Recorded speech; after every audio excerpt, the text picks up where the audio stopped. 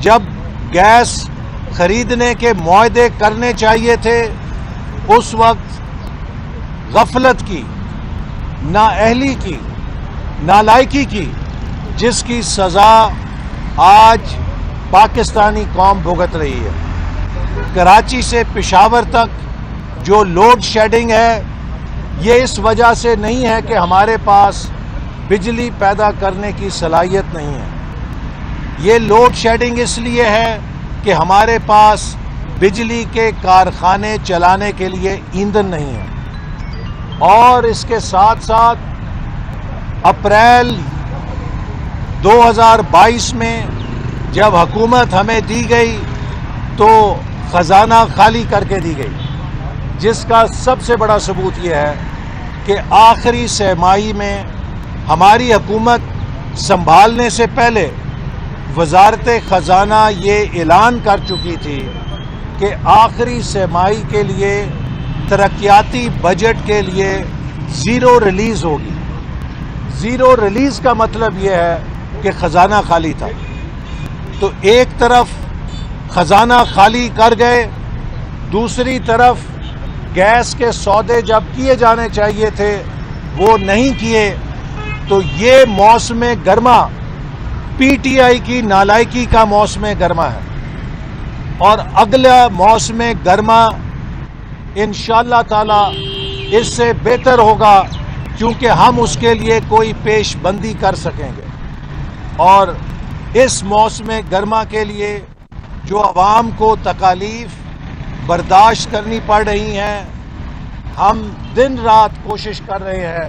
کہ انہیں کم سے کم کیا جائے، لیکن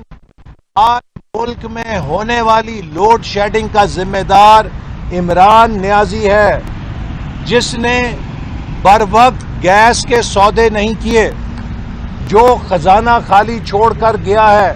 کہ جس سے آج نئے سودے نہیں کیے جا سکتے۔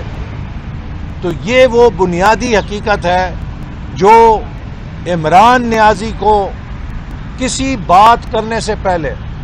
حکومت پہ الزام دینے سے پہلے اپنا گریبان میں دیکھنا چاہیے کہ آج پاکستانی قوم، اس کی معیشت عمران نیازی کی نالائکی اور نااہلی کی وجہ سے کیا سزا پا رہی ہے۔ میں حیران ہوں کہ یہ شخص کس منہ کے ساتھ کہتا ہے کہ ان کے پاس تیاری نہیں تھی۔ آج الحمدللہ ہم نے جو اقدامات اٹھائے ہیں اور جس طریقے سے ہم چیزوں کو سنبھال رہے ہیں، اگر یہ حکومت تبدیل نہ ہوتی، عمران نیازی بدستور ہوتا، تو پاکستان خدا نہ خواستہ ڈیفالٹ کر چکا ہوتا۔ آج پاکستان کی سڑکوں پر بلوے ہو رہے ہوتے، پاکستان کی معیشت جو ہے وہ کریش کر کے غیر ممالک اور بین الاقوامی اداروں کے رحم و کرم کے اوپر مکمل طور پہ 100% ہوتی۔ ہم الحمدللہ پاکستان کو عمران نیازی کی 4 سالہ تباہ کاری سے بچانے کی جنگ لڑ رہے ہیں۔ آج جو مہنگائی ہے اس کا جن بوتل سے عمران نیازی نکال کر گیا ہے، جب اس نے پاکستان کی کرنسی میں تقریباً 40 سے 50% ڈیویلیویشن کی۔ اس مہنگائی کا ذمہ دار عمران نیازی ہے، جس نے پاکستان کے زر مبادلہ کے ذخائر کو اپنے دوستوں کو نوازنے کے لیے استعمال کیے، اپنے دوستوں کی لگژری گاڑیاں امپورٹ کرنے کے لیے پاکستان کے زر مبادلہ کے ذخائر کو استعمال کر کے ہمیں اس مقام پر کھڑا کیا ہے۔ تو لہٰذا پی ٹی آئی کے قیادت کو میں کہتا ہوں کہ آپ کسی قسم کی تنقید کرنے سے پہلے اپنے گریبان میں اور قوم سے معافی مانگیں جو پاکستان کو آپ اجاڑ کر گئے۔ عمران خان جو مسلسل عدالت کے خلاف بیانات دے رہے ہیں، لوگوں کو میں اشتعال دلانے کی کوشش کر رہے ہیں، ہفتے کو انہوں نے پاور شو کرنے کے لیے اجازت بھی مانگی ہوئی ہے، حکومت کہہ دی ہے آیا عمران خان کو وہ جلسہ کرنے کی اجازت دے گی؟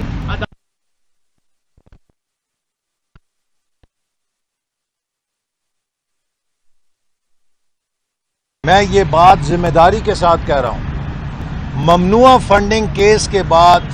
ثابت ہو گیا ہے کہ عمران خان کی سیاست کی رکابیں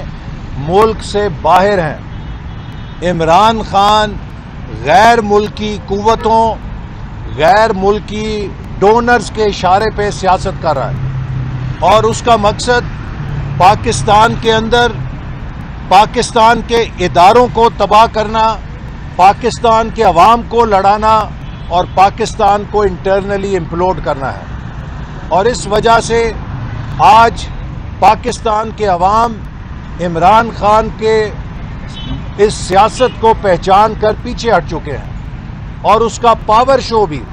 اسی طرح ناکام ہوگا جیسے اس کی لانگ مارچ ناکام ہوئی تھی۔ عمران خان آج جس انداز میں ہمارے قومی اداروں پر، کبھی فوج پہ، کبھی عدلیہ پہ، کبھی الیکشن کمیشن پہ کے دھوں کے ساتھ اداروں کو ڈرا کے، اداروں کو نشانہ بنا کر وہ اپنے مطلب کے فیصلے حاصل کر سکتا ہے۔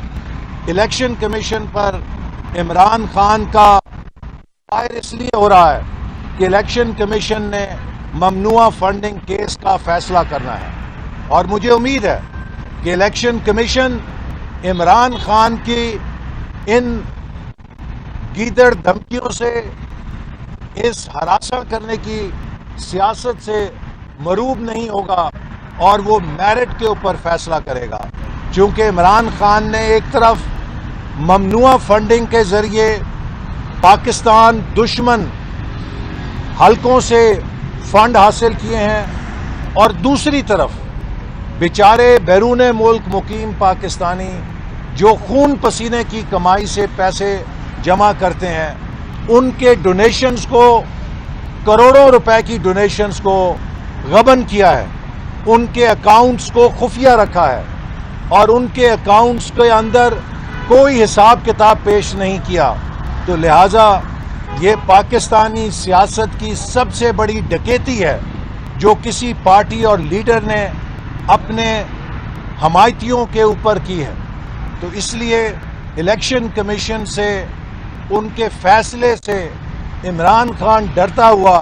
الیکشن کمیشن کو ڈرانے کی کوشش کر رہا ہے، دبانے کی کوشش کر رہا ہے، مروب کرنے کی کوشش کر رہا ہے کہ شاید ان وہ اپنے فیصلے کو تبدیل کرا سکے۔ لیکن مجھے امید ہے کہ الیکشن کمیشن میرٹ کے اوپر اس کیس کا فیصلہ کرے گا۔ سر، مفتہ اسماعیل صاحب کے جانے کی خبریں اور اسحاق ڈار صاحب آ رہے ہیں، کیا مفتہ اسماعیل بطور وزیر خزانہ ناکام ہوئے ہیں جو اسحاق ڈار صاحب آ کے اب وزارت خزانہ چلائیں گے؟ دیکھیے، اس وقت جو ملک کو درپیش حالات ہیں، اس کے لیے ہم سب کو ایک ٹیم کی صورت میں کام کرنا ہے، اور اسحاق ڈار صاحب کا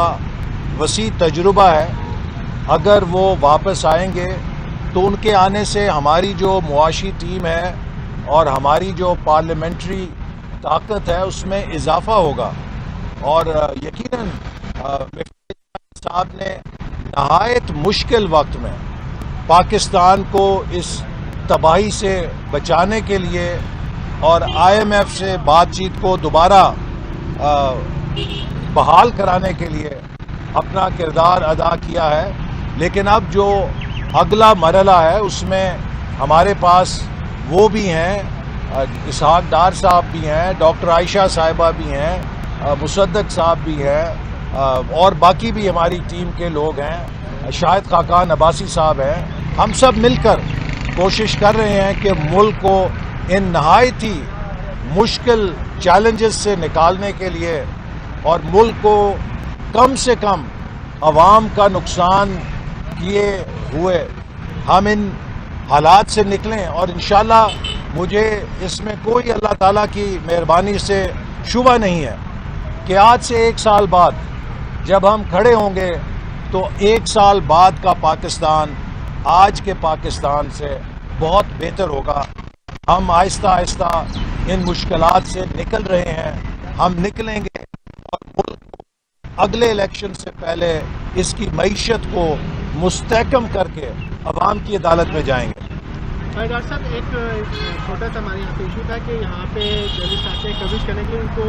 ملزمان ہے ٹارچر کرتے ہیں، یہاں کی CCTV بھی خراب ہے، سیکورٹی بھی FC کے حوالے، پولیس جو یہاں پہ تعینات تھی اس کو واپس یا تو بحال کر دیا جائے. اب دیکھیں جو رینجرز ہیں اس کا کام ہی ہے یہاں پہ، یا FC والوں کا کام ہی یہاں کے ایڈمنسٹریٹو معاملات ہوتے ہیں، اس میٹر کے اوپر کوئی بات کرنے کے بعد. ٹھیک ہے، میں آپ کی یہ مشکل جو ہے IG صاحب سے کہوں گا کہ وہ آپ سے مل کر اس کا حل نکالیں. Thank you. اوکے بھائی.